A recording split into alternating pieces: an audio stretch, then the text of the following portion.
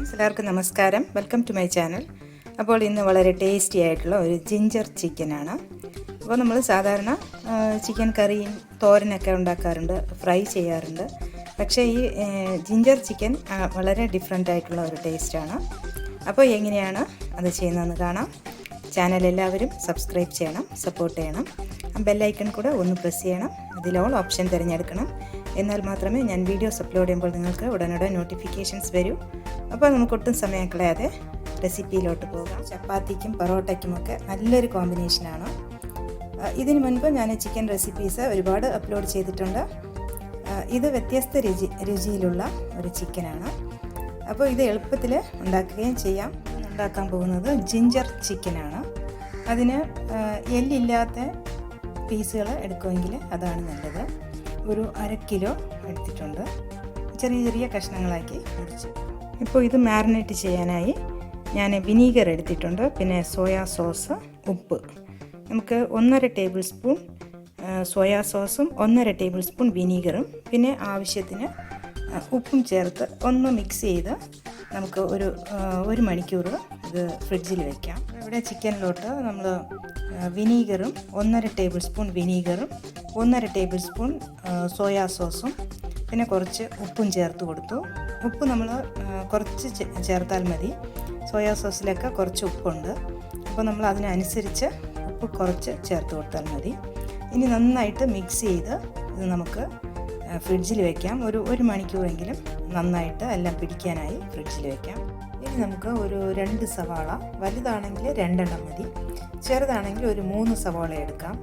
പിന്നെ കുറച്ച് വെളുത്തുള്ളി, ഒരു 10 അല്ലി വെളുത്തുള്ളി, പിന്നെ ഒരു കൈപ്പിടി ഇഞ്ചി. ഇത് നല്ലപോലെ നമുക്ക് ഒന്ന് പേസ്റ്റാക്കി എടുക്കാം. ഇനി നമുക്ക് ഒരു പാന് അടുപ്പത്ത് വയ്ക്കാം.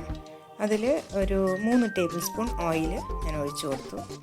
ഇനി നമുക്ക് ഇത് നല്ലപോലെ ചൂടാവുമ്പോൾ ഈ ചിക്കൻ പീസസ് ഇട്ട് കൊടുക്കാം.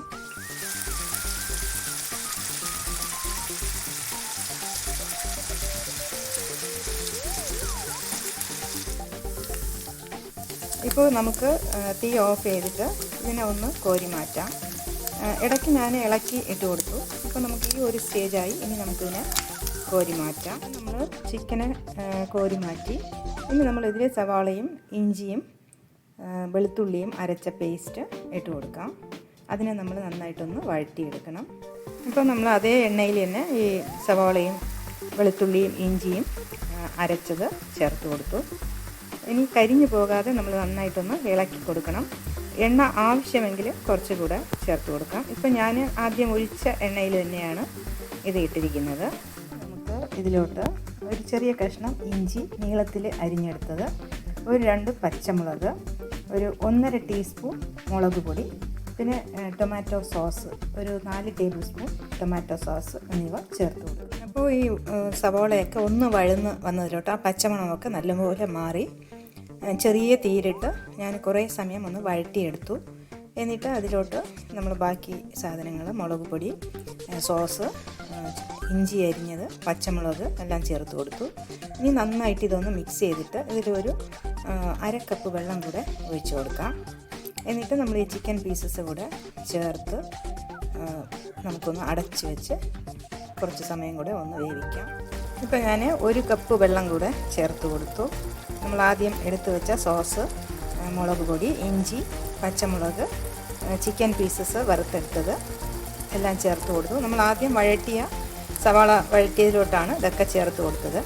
ഞാനിപ്പോൾ 1 കപ്പ് വെള്ളം കൂടെ ഒഴിച്ച് കൊടുത്തിട്ടുണ്ട്.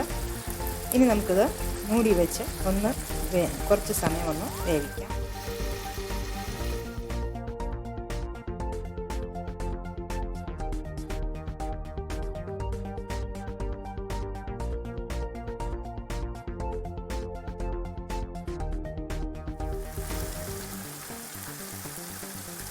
ഇപ്പം ഞാൻ ഒരു 1/2 കപ്പ് വെള്ളം കൂടെ ചേർത്ത് കൊടുത്തു. പിന്നെ ആവശ്യത്തിനുള്ള ഉപ്പും കൂടെ ചേർത്ത് കൊടുത്തു. ഇപ്പോൾ നമ്മളിത് വേവിക്കാൻ തുടങ്ങിയിട്ട്, ഇത് ഫൈനലായിട്ടുള്ളത് ചെയ്യാൻ തുടങ്ങിയിട്ട് ഒരു 10 മിനിറ്റ് കഴിഞ്ഞിട്ടുണ്ട്. നമ്മൾ കുറച്ച് ചെറിയ ഫ്ലെയിമിൽ വെച്ച് ഇതിനെ അടച്ച് വെച്ച് നല്ലപോലെ ഒന്ന് വേവിച്ച് എടുക്കാം. നമ്മൾ തീയൊക്കെ ഓഫ് ചെയ്ത് കൊടുത്തു. അവസാനമായിട്ട് മല്ലിയില കൂടെ ചേർത്ത് കൊടുക്കാം. അപ്പോൾ നമ്മുടെ അടിപൊളിയായിട്ടുള്ള ജിഞ്ചർ ചിക്കൻ റെഡിയായി. എല്ലാവരും ഒന്ന് ട്രൈ ചെയ്യണം. വീണ്ടും കാണാം നല്ല റെസിപ്പീസുമായി. Till then bye bye, take care, thank U.